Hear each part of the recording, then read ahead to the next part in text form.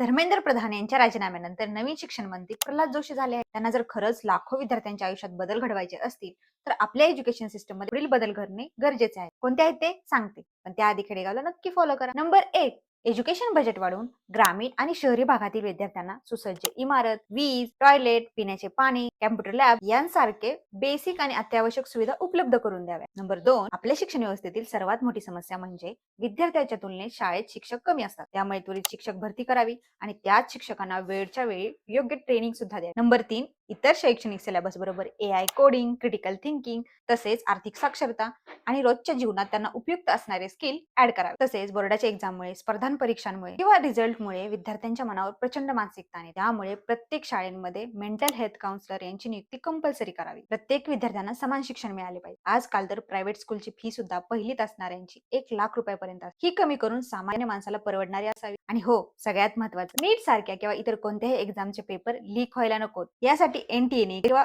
सगळ्याच एजन्सीने leak proof transparency आणली पाहिजे. पेपर लीक होणारच नाही याची दक्षताही घ्यावी. तसेच पेपर लीक करणाऱ्यांवरती कठोर कारवाई करावी.